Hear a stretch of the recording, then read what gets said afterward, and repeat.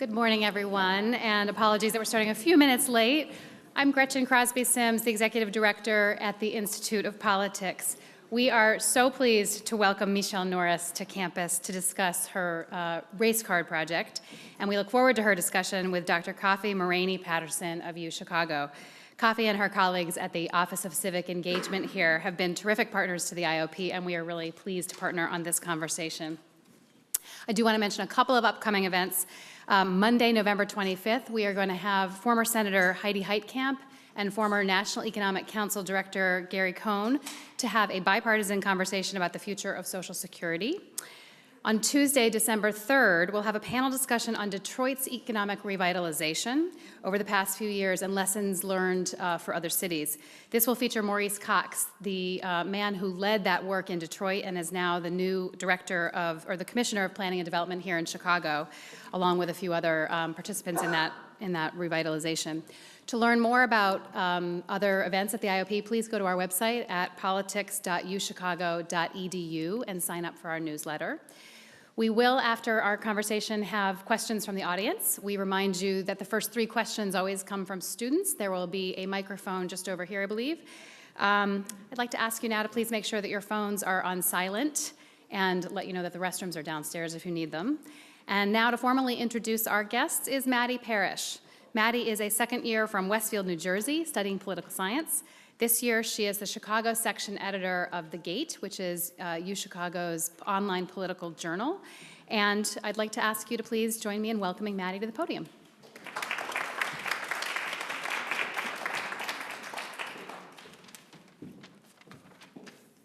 Thank you all for joining us today. It is my honor to introduce award-winning journalist Michele Norris. We are very excited to have Ms. Norris here to discuss her race card project, the impact it has had, and how it can help us understand America today. Ms. Norris founded the Race Card Project in 2010 in collaboration with NPR. Through this project, she intends to get a glimpse at America's honest views about race by asking people to think about their experiences and observations about race and identity and condense them into 6 words. In 2013, the Race Card Project received a George Foster Peabody Award for excellence in electronic communications. In addition to founding the Race Card Project, Ms. Norris has had an outstanding career in journalism. She spent 10 years as a reporter for ABC News in the Washington Bureau. She has also worked as a staff writer for the Chicago Tribune, the Washington Post, and the Los Angeles Times. In 2002, she joined National Public Radio's evening news program, All Things Considered, and became the first African-American female host for NPR. In 2010, she published her first book, The Grace of Silence. She has described it as an accidental memoir because through writing it, she was able to learn about hidden chapters in her family's history and their experiences with race. Ms. Norris has received a number of awards for her work, including an Emmy Award and a Peabody Award for her contribution to ABC News' coverage of 9/11. In 2006, she won the National Association of Black Journalists Salute to Excellence Award for her coverage of Hurricane Katrina. And in 2009, she was named Journalist of the Year by the NABJ. We are also very excited to have UChicago's very own Dr. Coffee Patterson here to moderate this conversation. As the Director of Student Civic Education, Dr. Patterson leads the University Community Service Center's programs with the goal of fostering communities of impact that facilitate deepening student social responsibility. She also previously served as the Vice President of Program Quality, Innovation, and Evaluation at the Chicago Scholars Foundation. Please join me in welcoming Michele Norris and Coffee Patterson. Thank you, Maddie.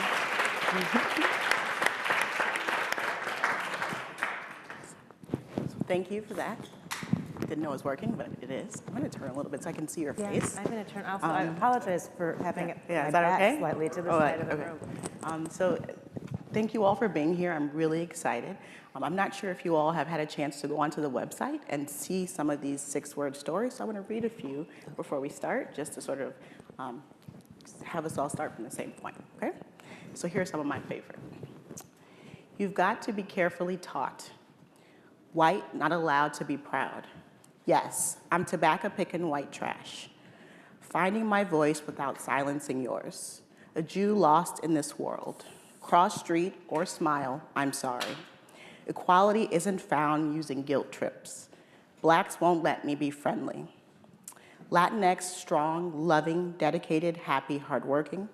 Child of Pennsylvania coal miners. Respectfulness earns your race deserve respect. What's the best Indian restaurant? I unpack my white privilege daily. Gay, but at least I'm white. I pray for my son every day. Trying to navigate, willing to fight. How do you racially identify human? Must we forget our Confederate ancestors? Dark-skinned woman, I love me. Abuse was invisible because I am white. Hated for being a white cop. Ambivalent because my family owned slaves. Black babies cost less to adopt. Here's just a few from the 9 years that this project has taken place. I just walk off the stage. That's it. I don't even know where to begin. I know, but and I feel like I could just keep going. You could Angry keep black men going. are so scary. I'm only Asian when it's convenient. Indo-Pac person sounds like camping gear. It's amazing what people can put in 6 words. In 6 words. And can you tell us how you came to 6 words and sort of the trends that you're seeing in this current state of race in America, sort of in the projects currently?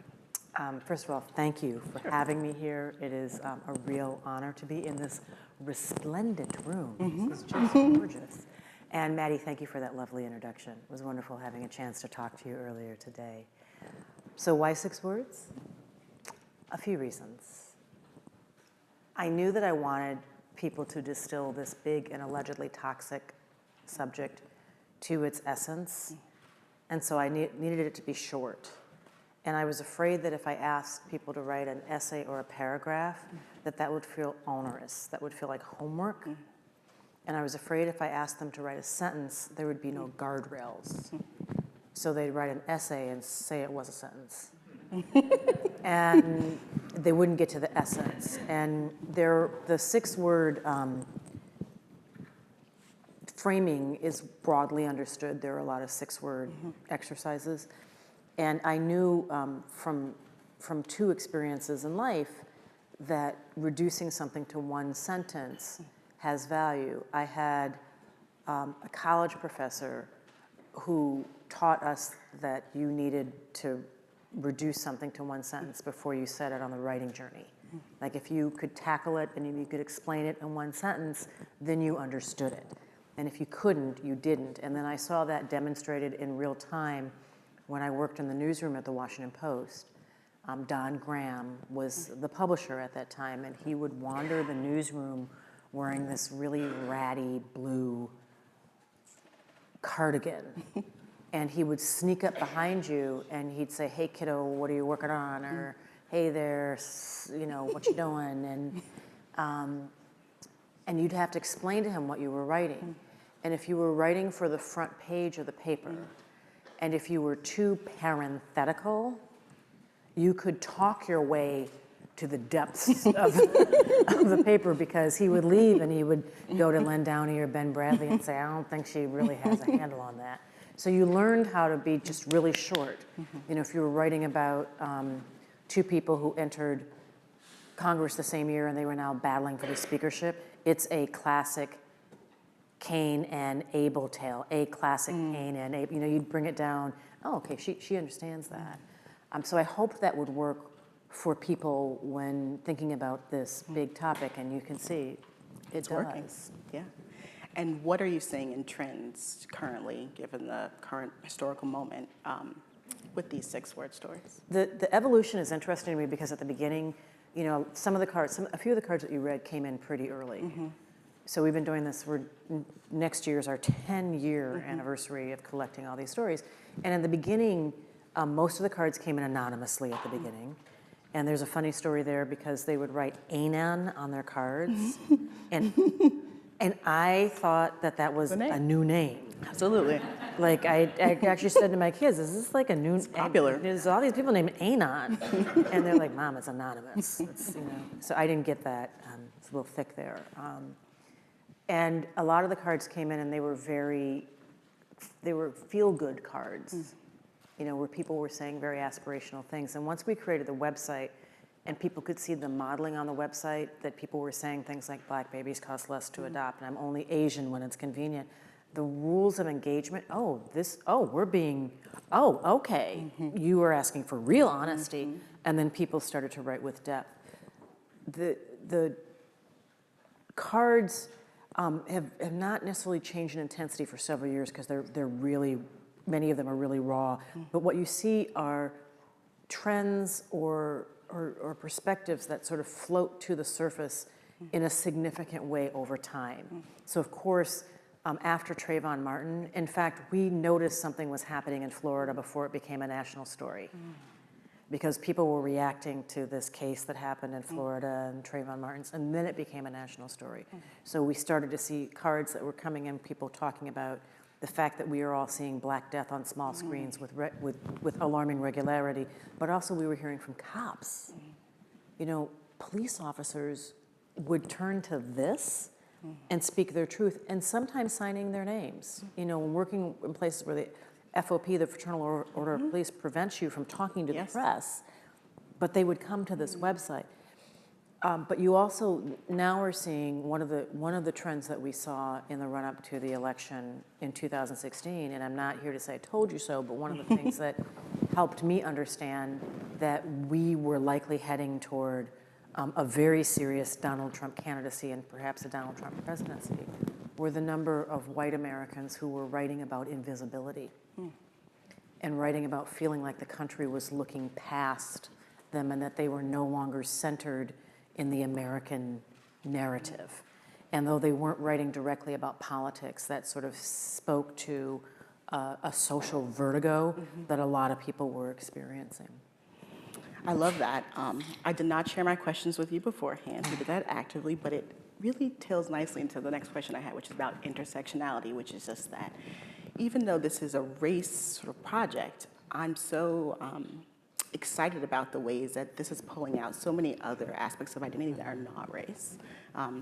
And so I'm not sure if you all are familiar with the work of Kimberly Crenshaw on intersectionality, but I'll give you a quick sort of blurb of how she describes that lens.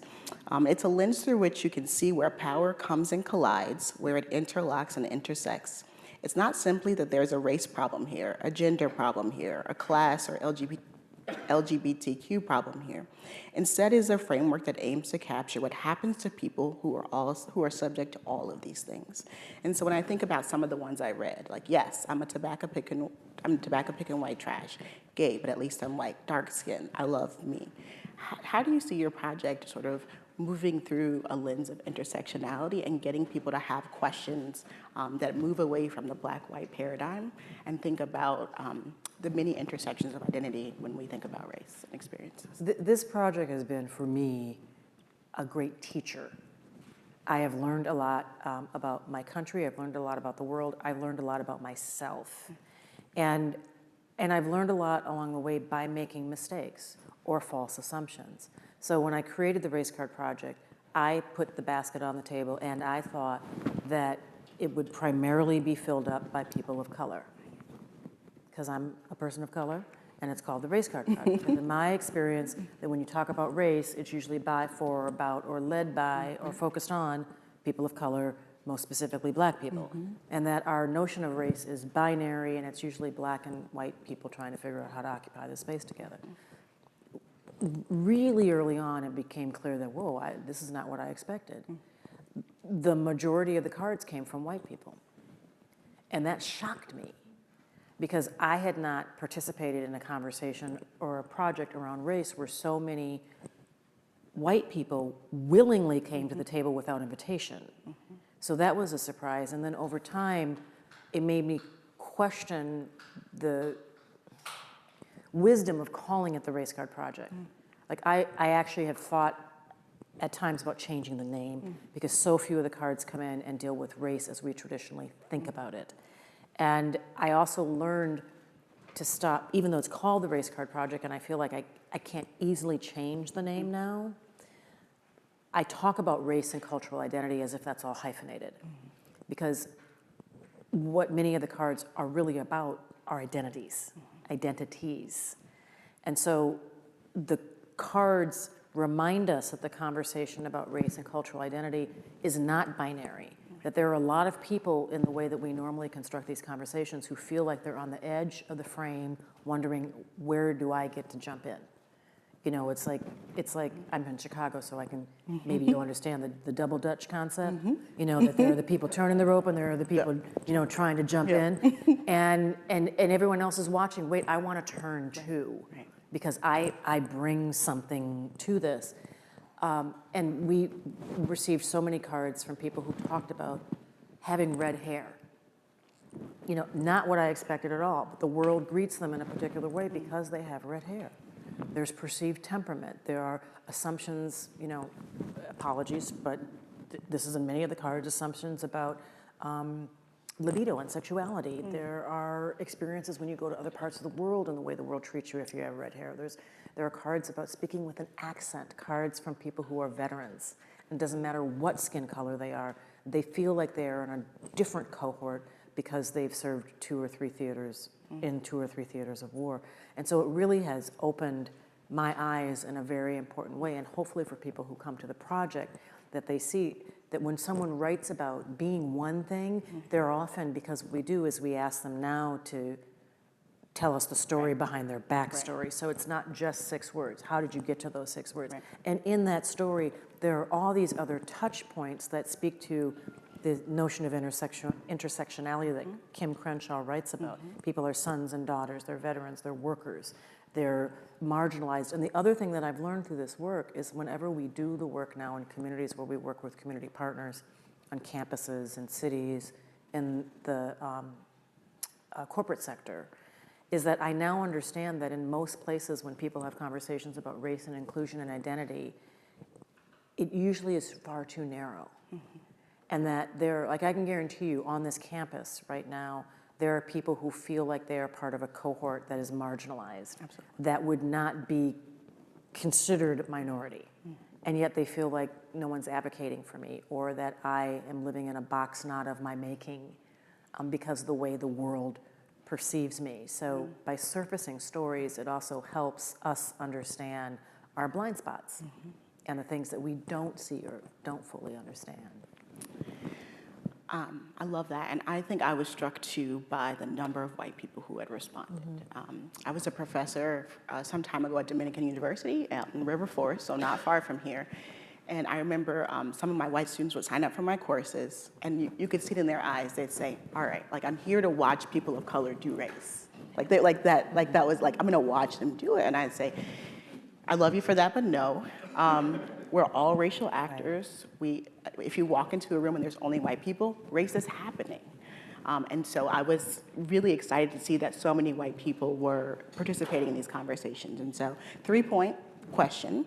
1, I think just more as to why you think it's the case. I know you said to some extent it's a safe, maybe feeling safe. What do you think is the role of media and journalism in getting white people to wrestle with race? And I think what I struggle with in particular as a professor and now running the Community Service Center, what are the opportunities and challenges of centering whiteness in discussions of race? Okay. So those are 3. Okay, I'm going to try to take, you may have to help me as I, if I let's do forget the order. the first one. So why do you safe think it was the space. case that so many white people, that this platform created the space for so many white people to contribute in ways that they tend to not? You know, I'm not entirely sure. At some point, I'd love to partner with people who study this kind of thing to figure out, you know, what it was. Now, I know that we took a lot of steps to create a comfortable space. So if you go to the website, you'll see that the design is completely out of step with the design aesthetic of this moment. Most websites have a very kind of bright, white, fluorescent feel to them. We actually were trying very hard to create a lamp-lit environment on the site. So if you have your phone set to sundown, you know, at 10 o'clock, you know, the phone looks a little darker so you don't get that fluorescent. They tell you to do this so you don't get that fluorescent glow before you go to bed. It's just kind of just a lamp-lit look. We were actually going for that look on the website because we wanted people to feel like they were in a lamp-lit room, that there would be some, you know, comfort there. But I'm not sure if it's because people felt that they knew me because I was on the radio for so long, but a lot of the cards that come in, you know, they don't know me. They know the project. A lot of the cards that come in are from people who are on Google because we've added this, you know, how did you find us? And people will say, I was on Google, which is interesting because that means that people have a question about intersectionality, or a question about raising mixed race kids, or a question about what it means to be white in the military, and they turn to Google? That's fascinating to me, that not their spouse, not their friend, not their coworker, they turn to Google, and because we're so site optimized, we come to the top of the search, partly because we worked on site optimization, but also because we're so data heavy. So I'm not sure, but one of the things that we have learned, and I was confronted by someone, and I took this to heart. He said, you keep talking about safe spaces. We don't need safe spaces. So what I want this to be is a safe and brave space, where people feel safe, but they feel like they can be brave to share their candor and brave enough to listen to someone else's point of view without opprobrium, to actually take the time to understand, what someone else brings. Absolutely. And so the second part of that was, what is the role, if any, of the media and journalism in getting white people to wrestle with issues of race? I think news organizations can play an important role, and we often don't. Most, as I said, conversations about race, when there's an issue, they go to that part of the contact, I almost said Rolodex, contact list, that includes people of color. So when something happens and it's racialized, you know who you're going to hear from, right? And they don't ask a white person to comment on that. And as you say, if you walk in a room and it's all white, race is happening. That is a racialized experience right there. So to expand the number of people who participate in that conversation, and also just to participate more fully in that conversation. Often in newsrooms, the question is asked is, did race play a role in this? I suggest that question needs to be turned on its head. What role did race play in this? Because it almost always plays a role. And if you assume that, and it's not necessarily that racism plays a role, notice the difference, but what role did race and identity play in almost whatever, the story is: medicine, sport, politics, always politics. We deal with politics and we deal with race as a sort of ancillary vertical, that's off to the side. And it's always been centered in our American politics. It's always been there, and yet we don't treat it as such. And I think that news organizations could show perhaps more courage in addressing those issues. And part of the problem in newsrooms is that the examination of race is the work of people of color. And that has to change. People of color obviously have a certain experience and certain context and perhaps contacts. But I posit that if you want to cover American politics right now, you better get comfortable having conversations about race, otherwise you shouldn't be in the arena. And that's, and I feel very strongly about that, and I think that's starting to change, but perhaps not fast enough. That's so fascinating. And I wonder, especially sort of thinking about faculty and staff roles, how would you suggest you have those conversations about whiteness? Because I think for so many students of color, discussions of race are the few spaces where they feel centered, where they feel like they can be an expert. And as we think about bringing whiteness to attention, are there any opportunities and challenges for thinking about the ways that we talk about race that don't make either groups feel isolated, that make both feel like they are important sort of racial actors in this moment? Well, often you say that people feel emboldened and they can be expert. They also can feel burdened. Yes. Because if there's a conversation about race and there's a question, everyone turns and looks at you. Yes. Oh, okay, I'm supposed to be the expert now. And I kind of am the expert because this is what I do. but that's often what happens. Yep. And so to change that paradigm, I often talk about rules of engagement. Everyone's going to be made to feel uncomfortable. Just get used to that. Yep. We're gonna disagree as part of this conversation. Let's just agree to that, and that everybody has to participate. Yep. This is not a spectator sport for some of you. It is a full participation. Everybody has, quote, skin in the game. Everybody is going to participate. Sometimes you need to say that out loud. I think it's the beauty of the work that we do. I'm really proud of that and the work that we do when we work with partnerships.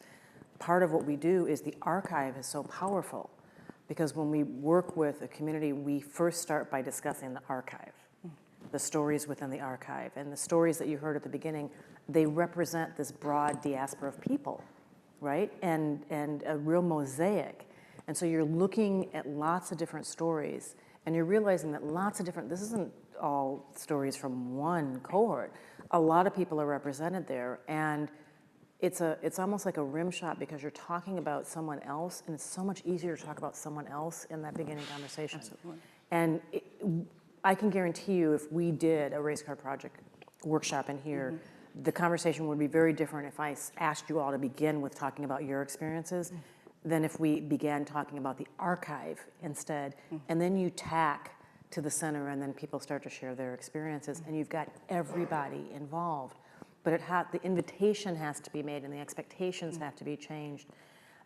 And I see that, so many people who are members of the at-present majority in America will say, I feel like I can't participate in the conversation because there's no door that I can enter, that I'm afraid of engaging in some sort of cultural appropriation. I'm afraid of saying the wrong thing.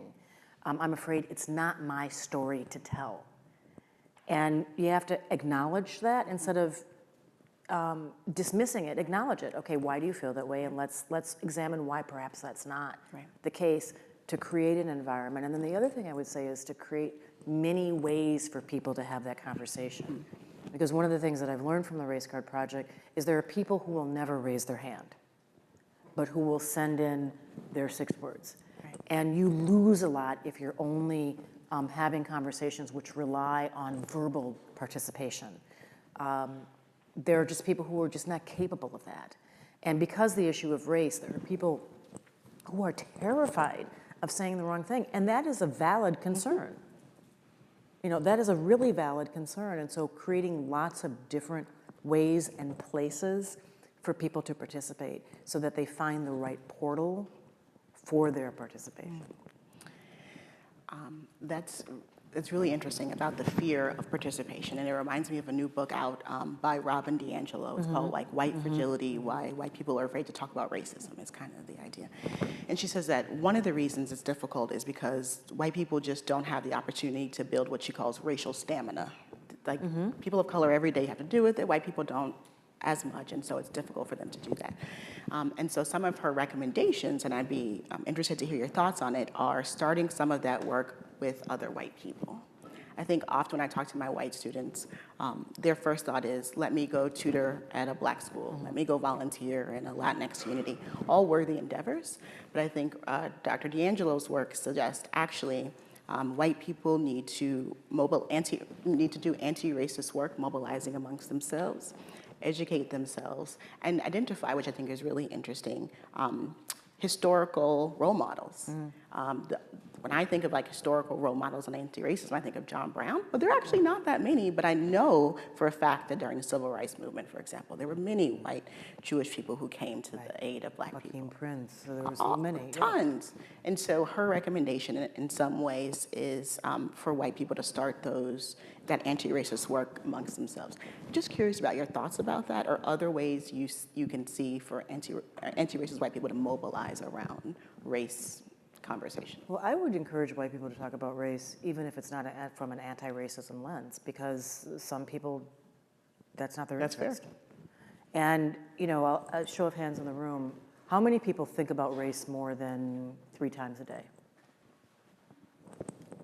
Okay, this is an unusual one because more white people have raised their hands than do when I usually ask that question. How many people think about race maybe once a week, if that? Thank you for your honesty. And it's usually the room is converse. It's usually people of color think about race all the time, white people don't think about race. But I'm betting that you actually think about it more than you think. So you're not thinking about race because it's that narrow definition of what we think race is. Sure. But people are actually thinking and talking about race more than they think in their comfort zone. When you're at the table with your people, when you're with your besties, when you're in that, whatever that cocoon is, for you, you're probably thinking about it more. And but leaning away from it in public spaces because you don't want to be judged in some way. And so I think she has a point, and that the work begins when people talking to themselves, talking at Thanksgiving, talking in your family, talking to your children, because your children have questions about this, and their world is probably very racialized, even if you live in a fairly homogenous environment. But I would also say that talking about this needs to be viewed, again, I keep talking about a paradigm shift, talking about race needs to be viewed as it needs to be viewed as a skill. As a skill set. And the thing that I say over and over again now is think about the world that we live in. You know, imagine a world where that skill was valued, where that skill was something that was rewarded, where that was seen as a leadership requirement, a part of the skill set that you're looking for when casting for leadership. Because right now in America, in many places, there are some exceptions, but in many places, the leadership class is there in the biggest office, in the corner with the best view, because they successfully avoided this issue. Because why would you enthusiastically lean into it? Because it will clap back on you. If your goal is to get, the brass ring and the prize, I'm not touching that. In fact, if you look at MBA programs or leadership skills assessments, they almost discourage you from doing anything that would do something like that. So imagine a world where that was actually incentivized and rewarded. And in some ways, it already is. In some ways, companies are beginning to recognize that no matter what you do right now, if you aspire, and you're cultivating a generation of leaders right here at the University of Chicago, you have, since the beginning of time in this institution, the leadership skills that are required now do require this level of competence and courage and comfort. And you only get that, as Robin says, through practice. And if you don't, then you find yourself in a moment of crisis, usually looking to outsource that skill because you don't have the ability to do it yourself. Absolutely. Oh, that's fantastic. I'm going to talk to you all day, but I don't know what this clock is telling me. Like, I don't. Okay, so just give me because we'll just be here all day. Okay. Let's switch gears a little bit. We are at the University of Chicago, and I can sort of make this joke because I'm a proud alum.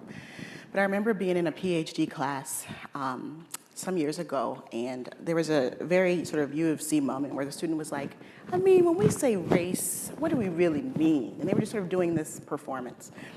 And my professor, Charles Payne. But there's a place, that's when you do that. Yeah, this is the place, isn't it? This is the place. I do it all the time. I remember Charles Payne said, cross 63rd Street. And the class was silent, and we knew exactly what that meant. And so I'm interested to hear your thoughts on the ways that this project helps us better understand race as construction, which is important for sure, but also the power dynamics of the lived experiences of race for people of color. Do you see that reflected in the essay? The lived experience is so important. The thing that gets me excited about this project, and I'm about to begin on a book project where I really can now dive into it, feet up in the air, and just dive into the research, is that it is about the lived experience. It's stories that, you won't find in history books. They're stories that wouldn't make their way into the paper, and yet they shape us in such important ways. And so it's important to look at race and racism through an institutionalized lens, but narrative has such important power to helping us understand, the dynamic behind that and the result of that. And I think it has, there's a unique opportunity to understand that through the power of narrative. And narrative that is not filtered through the questions that historians ask, or journalists, which can create a force field of bias without even recognizing that. And the stories that surface in social media, which land in your feed because they usually affirm or confirm what you already, what you're already consuming or what you already believe.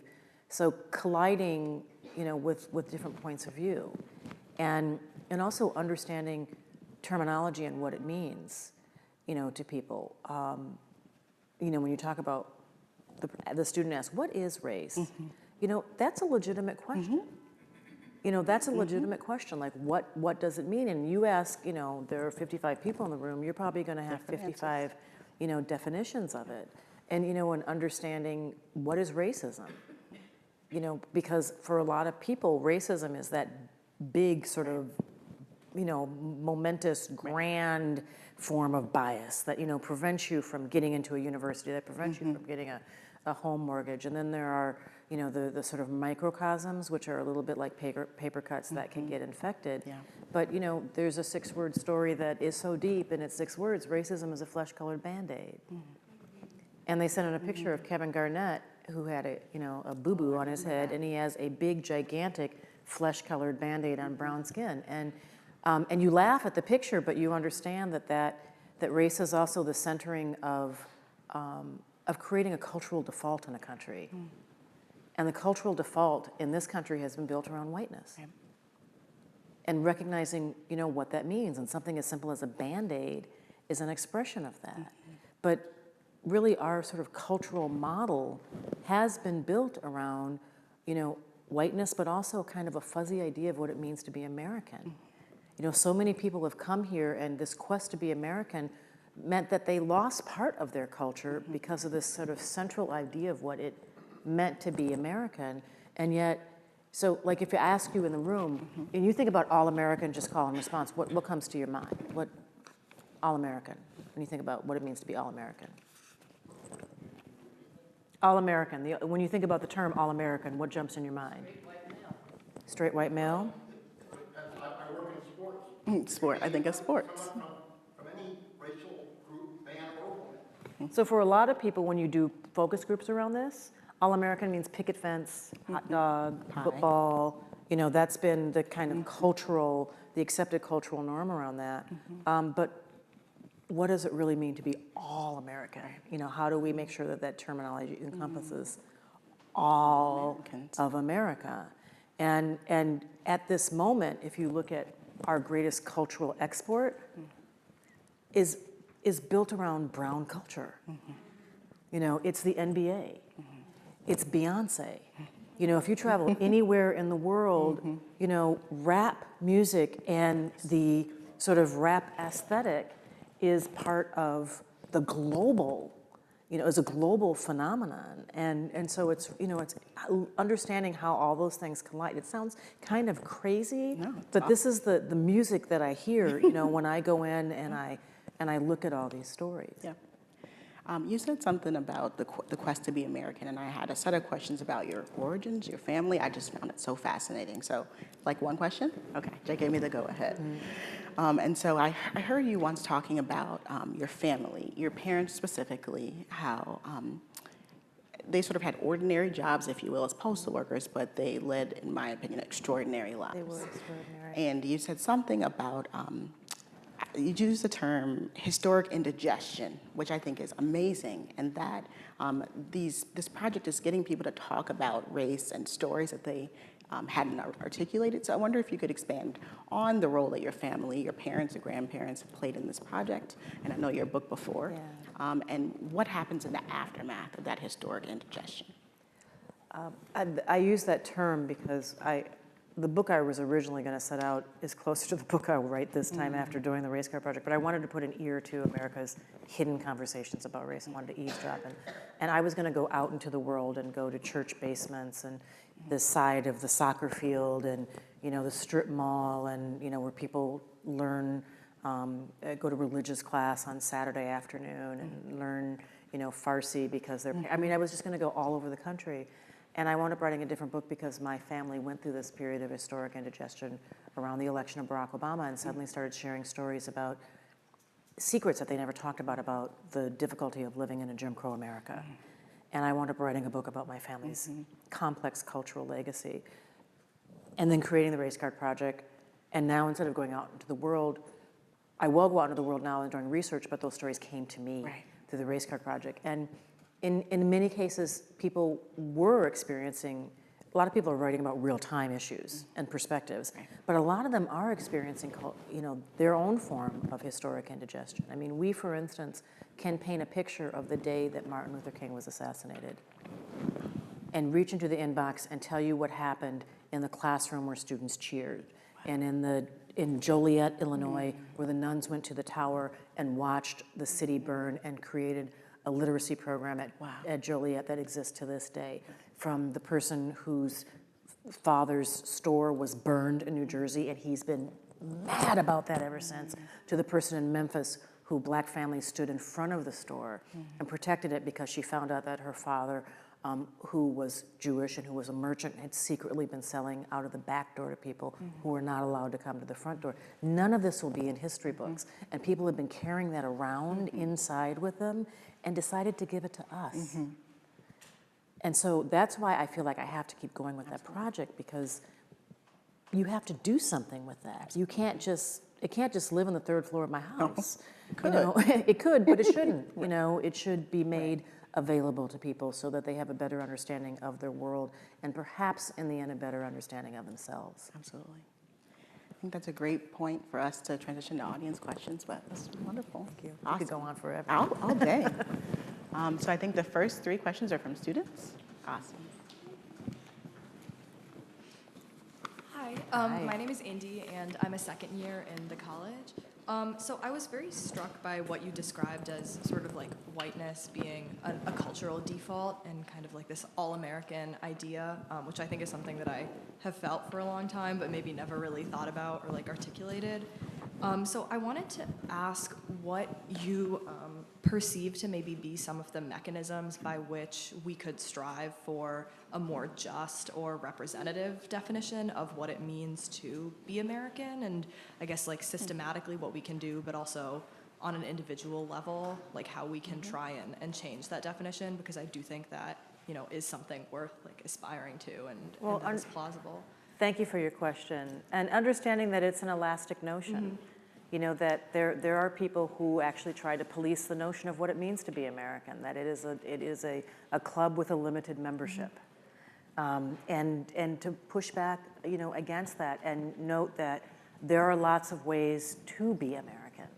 Just like there are lots of ways to be black, lots of ways to be white, lots of ways to be Latina, that there shouldn't be too narrow a definition in a country that is as variegated as this. But that representation matters. Oddly was going through, I moved recently, which is not for the faint-hearted, and I was going through, and I kept, my parents loved books. So you asked how they contributed. They taught me to love narrative and words and stories. And I came across this book that my father, and my parents worked at the post office, and there was always a big book sale every year at the post office. So they would give us each $1. And for $1, we could come home with a box of books, you know, because all the dead books that we would go. And my parents would buy volumes. So we had new encyclopedias all the time because we got them every year, you know, and I came across this volume, this biography volume that my dad had, and it looked nice, and I kept it on my shelf mainly because it looked nice. Sure. And, you know, it was beautiful spine and everything. But then when I moved, I cracked it open, and I was like, oh my goodness. It was in a biography, and it had all the great thinkers in America, and it was volumes: history, science, sport, inventors. There were no black people, and there were no women. And this was, you know, someone produced this and paid a lot of money to produce it, and it probably was in libraries like this. And it was a reminder that within my lifetime, this is what we taught, you know, our children. So that kind of representation really matters. And the last thing I would say is that if there is diversity in a space, whether it's in a volume or in a room or in an institution, know that that happened with intention. Like someone decided that this was important, or that it just needed to be there. There are a few places where it happens organically. It's maybe in a sporting event or the Apple store, which is one of the most diverse. I'm always astonished how diverse the Apple store is. Every kind of diversity. And it happens organically there, but in most places it doesn't. It usually happens because someone has to decide, what do I want this room to look like? What does our mailing list look like? What does our search function look like if we're looking for a professor, if we're looking for a leader? And so what role do we each play in that intent and bringing that intent to our work? Thank you. Hello, I'm Alexis. I'm a first year in the college, and I just wanted to ask, how do you think changing demographics will change how we continue to talk about race in America as we move towards a minority-majority nation? And then even the term majority-minority, that sounds kind of crazy, doesn't it? Yeah. You know, I always say it sounds like jumbo shrimp. You know, we need some new terms at some point. And I think we're actually on the cusp of seeing that. So one of the lessons, again, that I take from the Race Card Project is I was not, in the first probably 2 to 3 years of the project, getting a lot of submissions from the Latinx community. And people told me, well, it's called the Race Card Project. That's not the frame for that conversation. And that's another one of the reasons I started talking about race and cultural identity or ethnic identity, because changing the terminology of the way I talked about, even though the brand didn't change, changed the inbox. And we're probably at a moment where the diversity that we're starting to see demographically will press upon the old tropes around race and the way that we talk about it. And you can already see that happening in places like Texas and California, where the future has arrived ahead of schedule, where that is already minority culture, but also in places where, you know, right now there's a lot of focus on Iowa. Iowa has a fast-growing, what you would call minority population, you know, because of the meatpacking industry, because of the spillover from neighboring state of Minnesota, where there is a large North African population that is moving into Iowa. And you see it in university programs where whiteness studies is, you know, a growing field of, I guess we could have talked about that when we were talking about the, you know, the white cultural default, is a growing field of inquiry, not as, you know, the default, but looking at what it means to be white in America. I think that's a big question right now that we weren't really considering, you know, 10 years ago. And it doesn't mean one thing. It means lots of different things. So I think your question is spot on, that we're going to start seeing some changes, and your generation will probably be talking about race and ethnicity and inclusion in very different terms and perhaps terminology than our generation has. Thank you. Hi there, Mrs. Norris. My name is Adam Sachs. I'm also a first-year undergraduate. And so my question is, in discussions about like race in America and specifically reparations, I've often heard mostly white people say, you know, my family never owned slaves. We emigrated from Europe a couple generations ago. Why should I have any responsibility to right these wrongs? So how can we convince people of all races in America that we have this like shared responsibility to rectify the injustices of slavery and Jim Crow and segregation? History. You know, we as a country have practiced a deep degree of amnesia about our country's sort of origins. We don't have nearly a deep enough understanding of enslavement and what it meant, and the impact on individuals, but also the foundational nature of enslavement and how that created an economic structure that still exists today. And so I think that a big part of that is figuring out how we teach history, how we talk about history, how we build history into even the journalism that we do. I have such deep respect for Nicole Hannah-Jones and what she's doing with the 1619 Project, and how that has sparked a series of discussions and how that has emboldened other papers to take that on. I appreciate what Brian Stevenson is doing. And I also appreciate the growing effort of people like the William Winter Institute that are actually trying to lead in Mississippi people to talk about something that they've never, ever, ever wanted to talk about. But you have to do the work to find that. And we find those stories more often in popular culture, in film with like Harriet right now, in books like Ta-Nehisi Coates' work. You know, you quoted people who say that I never owned slaves. Ta-Nehisi has an interesting retort to that. He says people tell him that all the time, and he says, yeah, but I bet they wanted to. Because that was the culture at that time. That was where your wealth stood. So if you didn't own slaves, it usually meant that it was because you just couldn't afford it. You know, because if you look at people's ledgers, of the time, the people who were held in bondage were the greatest source of wealth. Often more,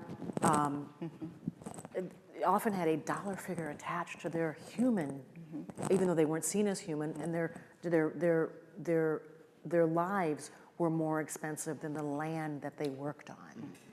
And a lot of people don't have a full understanding of that. And I think if we got to the point where people really understood what enslavement meant and what it was like under Jim Crow culture, if we had something akin to what they did in South Africa or perhaps even Germany, where they held a Truth and Reconciliation Commission. Truth was held before reconciliation and understood that you couldn't get to reconciliation until you trudged through truth. And we just have not taken that trek yet as a country. Gotcha. Thank you so much. Yeah. Hi, my name's Kenneth Newman. I'm a local resident here. In your work on this, are you working with people from other cities? And do you have people in Chicago working with you? You know, we haven't done a lot of work in Chicago, but we are working with other cities. I just left Richmond earlier this week, where interesting things are going on with the debate over the monuments along, if you've ever been to Richmond, the monuments along Monument Avenue are probably bigger and more majestic than they are in many other cities.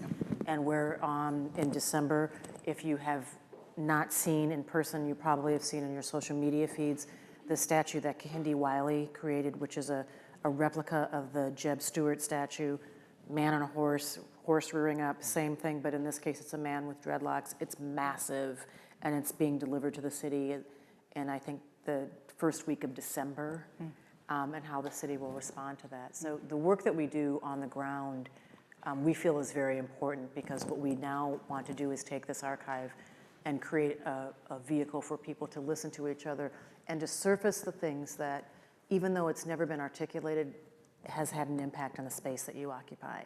So many of the things that you read, people have never said that out loud, but they've carried forward the sentiment around that into the workplace, into the dinner table, you know, into the places where they make decisions.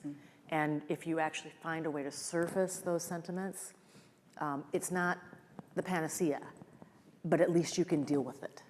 You know, at least you then understand it. I just want to say that I'm involved in a lot of civic activities, and this is something that might be included in that, so I'm interested in getting involved. Good afternoon. Good afternoon. I want to say thank you for IOP for having this discussion. I have a complete, almost 180 perspective on this, and our mutual friend Dave Isay told me to tell you. Oh, I love Dave. My name's Lee Allen Jones. I did some work for NPR in the early 90s around the same subject. So we're cousins. Yeah. I have a complete 180 of this question after really putting a lot of intense study to it, and I kind of broke down what my 6 words would be, and I would say classism more than racism for me. Looking at it as an African-American man, and especially being here at U of C and knowing that, you know, the original scholarship around that came out of the School of Social Work here. When you look at, you know, this race discussion, but also out of this is the School of Economics and, you know, all of the global impact that it's had. And condensing that to this community now, the reason I say classism more than racism is that right now, this campus has expanded tremendously and is gentrifying a lot of historic African-American culture, while at the very same time you have a African-American middle class that's kind of coddling that. So how do you have a discussion about race when as much of classism is impacting the community as race, because you have people that are of the same racial and ethnic makeup that are enabling the gentrification without really consideration, and it sort of sums itself up with the Obama legacy, the senator that's supposed to be here, and all of those things that are packed into that. So is it more classism or racism? And then you mentioned the whole cultural aspect of African-American culture and its global presence.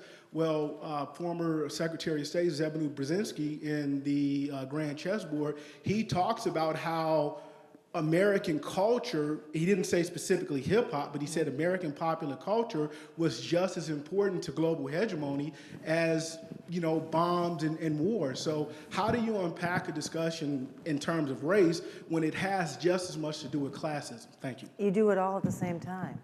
It's all part of the symphony. It's different notes in the symphony. You know, and I don't think you can have that I believe that that's part of the things I learned in the Race Card Project. It's not either or. Class is absolutely part of that conversation. And there are many other notes that you need to strike as well. But if you're having a conversation about race without also considering class or economic impact, it's probably not a deep or productive as conversation as it could be. You know, I will quote Theaster Gates when you talk about the communities that are being gentrified in the area. You know, he says that when you look at a community and you see blight, you know, what you don't see are the rich histories of the people who occupied that community. And you need to do both things at the same time. You know, you ask, how do you do it without doing those things? I don't think you do it without doing those things. You have to do both at the same time. And at some point, one thing will move out ahead of the other. The conversation about race sometimes just really needs to be about class. And the thing that I think you hinted at is a conversation about race. If you're talking about the surrounding community, the Black community, it's not homogenous. You know, there are people who will have very different views within that community about economic progress. I do know that with the creation of the foundation and the Presidential Center, the library here, they're hoping that there will not be the kind of displacement that would lead to the diminution of that kind of discussion or that, you know, the sort of full and rich and variegated population. But there is always the danger that could happen if people don't, you know, recognize both of those things and really all of those things and make sure that those are trains that are running on parallel tracks. Hi, my name is Wendy. I'm actually a community member. I had a question, and actually you guys mentioned it at the end of you all's session, but what I was thinking of was you spoke of elders because I thought about my mother, and you've made a very good point about how we started to hear these stories after Obama's election because their narrative, and I mean, the fact of the matter is there's a narrow window that these people are going to be around to tell us those stories. And I know that a lot, and I thought about, because I'm actually from Richmond, Virginia, so I'm interested in hearing more about what's going on there. But I think it's part of the reason we don't hear those stories are because they're painful. And I think about my own experience, like I can remember one instance where I was blatantly racially profiled in a store. I walked in, my hands were in my pocket because it was cold, and I just was heading back after lunch, and I never took my hands out of my pocket. I was just looking at the jewelry and walking back out, costume jewelry, and I get stopped at the door. And I remember how every time I told that story, my heart rate increased. I started sweating because it was painful to talk about that again. So my question is, what are you doing to reach out to that elder population, because their stories are so valuable, and especially because your project is rooted on the internet, to which a lot of them are not interfacing right now. So I'm surprised at the number of older people who participate in the Race Card Project. I'm like, how did you find out about this? And you use the computer? Maybe I shouldn't be expressing surprise, but I always am surprised. But the question about how you capture those stories, there is a narrow window. You know, I know when I wrote my book, several, I would say half a dozen of the elders in my family that I interviewed for the book were gone shortly after publication. You know, so it is a very narrow window. There are a few ways to do that through the work that we do, but at this time of the year, I'm always quoting Dave Isay, who created the National Day of Listening on the day after Thanksgiving, and uses that as an opportunity to capture family history. So on the day after Thanksgiving, when we're encouraged to go out on Black Friday to spend money and buy gifts, he's saying that the greatest treasure is perhaps at the table where your relatives have all come together and everyone's in a good mood, and to take your time to actually record those stories. And I'm now evangelical about that because I work in audio. I never recorded my father's story. My children will never hear his voice. And that is I have a hard time even talking about that, you know, and I don't have it. So my kids interview the elders who are at the table, and I encourage people to take that seriously because they often don't talk about it, in part because of the trauma that they experienced, but also because they don't want to burden the next generation. Right. And, with their own tales of woe. And that's why I use the word grace in the title of the book, because I think that is an incredibly graceful act. But for students in the room, if you are fortunate to go home at Thanksgiving, go home with your laundry and come back with your history. Bring that sack of laundry home. But you all have phones that record in quality. Much of what you hear on NPR right now is actually recorded on an iPhone. So you can actually record in quality. You can do that with the existing app that's on the phone, or you can buy other recording apps. I can tell you about several that I use when I do recordings. But just actually capture those stories, because they are treasure. Okay. Thank you so much. Thank you. I just had one quick comment, because I think your comment about amnesia and history was so interesting, but this is some of the stuff that's happening right now. It's not history.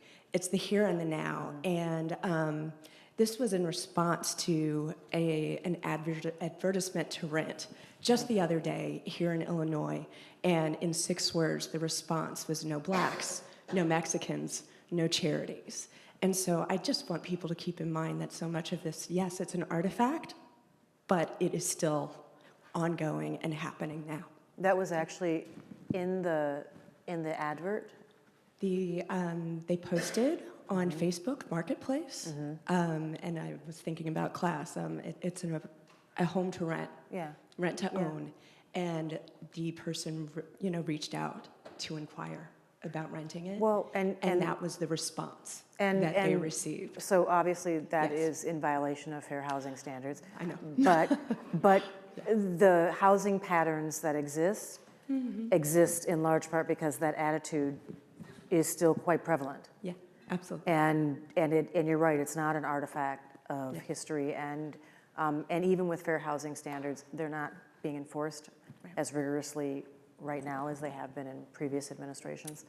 And even with fair housing standards, you can't legislate people's attitudes. Right. They still find, we were talking about the definition of racism. Sociologists often say that racism is a highly adaptive social structure System. that will find ways, new avenues to flourish, even when you try to shut it down someplace else. Thank you. Thank you. So it's the last time. Okay, well, I'll end maybe on one question.